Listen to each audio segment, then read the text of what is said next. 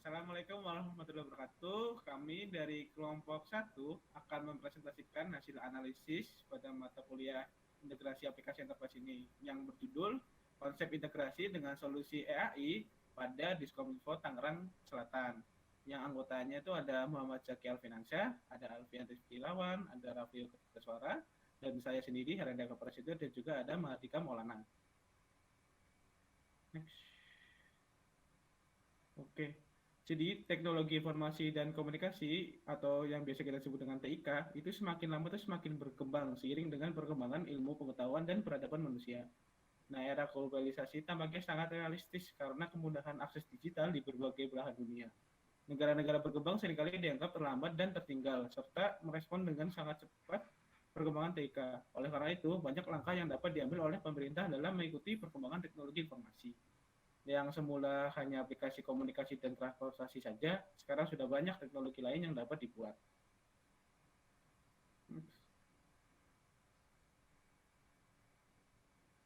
Nah, untuk studi kasus yang kita angkat itu si pemerintah Tangerang Selatan itu telah membuat beberapa aplikasi yang memudahkan masyarakat dalam beraktivitas. Nah, aplikasi-aplikasi yang sudah dibuat itu antara lain itu ada Sismaker, Tangsel Pay, dan siaran Tangsel. Nah, namun dalam pengaplikasian aplikasi tersebut, itu kami menemukan bahwa setiap aplikasi tersebut tidaklah terintegrasi satu sama lain. Hal ini menyebabkan para masyarakat itu kesulitan dalam menggunakan aplikasi yang disediakan oleh pemerintah Tangerang Selatan. Yang mana setiap aplikasi tersebut itu diharuskan melakukan registrasi akun yang berbeda-beda pada setiap aplikasinya.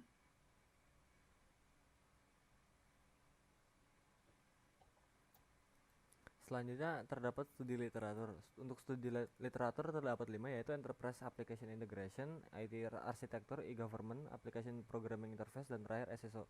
Untuk Enterprise Application Integration mengintegrasikan berbagai platform alat dan aplikasi yang tersebar di berbagai departemen dan area yang dipisahkan oleh batas organisasi sehingga mereka dapat mengakses data yang sama dan berkomunikasi menggunakan protokol umum.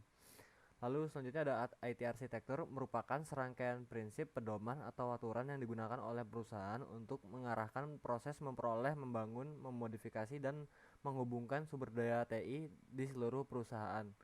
Lalu selanjutnya terdapat e-government. E-government merupakan kependekan dari elektronik pemerintah. Elektronik pemerintah. E-government biasa dikenal e-gov, pemerintah digital, online pemerintah, atau pemerintah transformasi. E-government adalah salah satu upaya untuk mengembangkan penyelenggaraan kepemerintahan yang berbasis elektronik. Lalu selanjutnya ada API atau Application Programming Interface. API adalah antarmuka yang berfungsi sebagai penghubung antara sebuah aplikasi dan aplikasi lainnya atau antara klien dan server untuk memungkinkan integrasi fitur tanpa harus menambahkan data secara manual. Lalu yang terakhir terdapat ada SSO atau Single Sign-On, sebuah layanan autentikasi yang memungkinkan pengguna hanya perlu menggunakan satu akun pada satu halaman saja untuk dapat mengakses berbagai aplikasi maupun situs. Bisa di next. Gambaran umum Diskominfo Tangsel. Dinas Komunikasi dan Informatika Kota Tangerang Selatan merupakan unsur pelaksanaan otonomi daerah di bidang komunikasi dan informatika, persandian dan statistik. Dahulunya Dinas Komunikasi dan Informasi Kota Tangerang Selatan memiliki nama nomenklatur Dinas Perhubungan Komunikasi dan Informasi Kota Tangerang Selatan yang terbentuk berdasarkan Peraturan Daerah Tangerang Selatan Nomor 6 Tahun 2010 tentang Organisasi Perangkat Daerah Kota Tangerang Selatan dan Peraturan Wali Kota Tangerang Selatan Nomor 12 Tahun 2011 tentang rincian tugas, fungsi, dan tata kerja Dinas Perhubungan Komunikasi dan Informatika Kota Tangerang Selatan yang mempunyai tugas membantu wali kota melaksanakan kewenangan desentralisasi, deskonsentrasi, dan tugas pembantuan di bidang perhubungan komunikasi dan informatika. Bisa di next. Selanjutnya akan dijelaskan oleh rekan saya. Oke, selanjutnya kita akan membahas mengenai visi misi Diskominfo itu sendiri. Visinya yaitu terwujudnya Tangerang Selatan yang unggul menuju kota lestari, saling terkoneksi, efektif, dan efisien.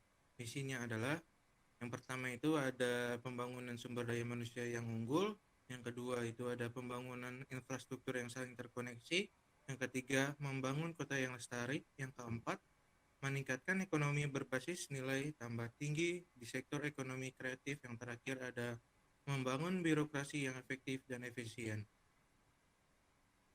Selanjutnya kita akan membahas mengenai metode penelitian yang kami gunakan. Pada penelitian ini kita menggunakan metode kualitatif. Kita mendapatkan data dengan cara mencari jurnal terkait dengan solusi integrasi aplikasi, kemudian mencari data. Diskominfo Tangerang Selatan memiliki aplikasi apa saja. Selain itu, mencari data bagaimana arsitektur enterprise dari aplikasi Tangsel Pay dan SysMaker yang diambil dari website BPK. Selanjutnya akan dijelaskan oleh rekan saya. Oke, selanjutnya ini ada identifikasi masalah, di mana permasalahan yang kami angkat yaitu di mana aplikasi yang telah dibuat oleh Diskominfo Tangerang Selatan, jadi setiap aplikasinya itu harus membuat akun masing-masing sehingga menyulitkan masyarakat yang ingin menggunakan serta dapat menyebabkan redundansi pada database. Selain itu dibutuhkan storage database yang besar juga sehingga menambah pengeluaran atau cost dari pemerintahan Kota Tangerang Selatan itu sendiri. Oke, selanjutnya next. Oke, dari identifikasi masalah itu kita harus melihat bagaimana arsitektur masing-masing aplikasi itu. Oke, di sini dapat dilihat untuk contohnya di sini ada arsitektur Tangsel Pay dan arsitektur dari aplikasi SysMaker. Dapat disimpulkan bahwa si database antara aplikasi Tangsel Pay dan aplikasi SysMaker itu berbeda. Padahal kedua database tersebut dimiliki dan dikelola oleh pemerintah Kota Tangerang Selatan. Maka daripada itu integrasi diperlukan pada level application level dengan menggunakan API yang berfungsi sebagai single sign-on yang digunakan untuk login pada berbagai website atau aplikasi yang dimiliki oleh pemerintah Tangerang Selatan, khususnya untuk SysMaker dan Tangsel Pay. Alasannya kenapa menggunakan API? Alasannya adalah penggunaan API dapat menyediakan akses ke proses bisnis dan data sehingga pengembang pada setiap website atau aplikasi hanya perlu menggunakan satu database saja.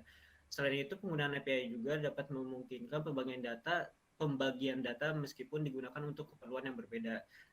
API bertindak sebagai middleware yang menghubungkan database user pada website SysMaker dan Tangsel Pay atau aplikasi lainnya. Selain itu, dengan menerapkan metode integrasi pada application level dapat menghilangkan redundansi data yang selama ini sering terjadi sehingga dapat mempermudah proses pencarian data yang dibutuhkan ke dalam database. Penerapan ini diharapkan dapat mengcover perencanaan untuk masa depan pemerintah Kota Tangerang Selatan, di mana pemerintah Kota Tangerang Selatan sendiri dapat menyediakan suatu API yang digunakan untuk SSO. API ini dibuat agar website yang dimiliki pemerintah Kota Tangerang Selatan, khususnya SysMaker dan Tangsel Pay, dapat dengan mudah berbagai informasi terkait user antara aplikasi dengan berbagai keperluan yang berbeda. Oke, selanjutnya akan dijelaskan oleh teman saya. Ya, jadi setelah penjabaran tentang identifikasi masalah tadi, kita memberikan solusi yang terdiri dari website SSO yang terhubung dengan firewall sebagai pengelola keamanan sistem dari akses yang tidak diinginkan. Setelah itu, setelah terfilter dari firewall, maka data diteruskan ke LDAP server yang berfungsi untuk mengelola direktori yang ada pada database user. Jadi setelah dari database user, akan diproses oleh API yang meminta datanya dari database, lalu dicocokkan dengan algoritma yang ada dalam API, yang nantinya akan dihubungkan dengan database masing-masing aplikasi, sehingga setelah itu masing-masing aplikasi dapat menampilkan data yang cocok sesuai dengan API yang telah diproses tadi. Next. Jadi dari penulisan kasus yang sudah dijabarkan tadi, aplikasi integrasi yang digunakan yaitu adalah pada application level, karena akan lebih cepat dan efektif dikarenakan tidak perlu mengubah logika dari masing-masing aplikasi dan website.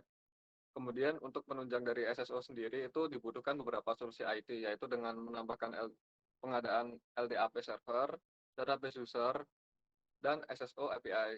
Dengan adanya solusi integrasi yang diusulkan, diharapkan dapat memudahkan masyarakat Tangerang Selatan dapat mengakses aplikasi dan website yang telah disediakan oleh pemerintah Kota Tangerang Selatan, dan juga dapat membantu memudahkan pemerintah Kota Tangerang Selatan dalam mengelola website-website yang sudah dimiliki oleh pemerintahan. Sekian dari kami. Wassalamualaikum warahmatullahi wabarakatuh.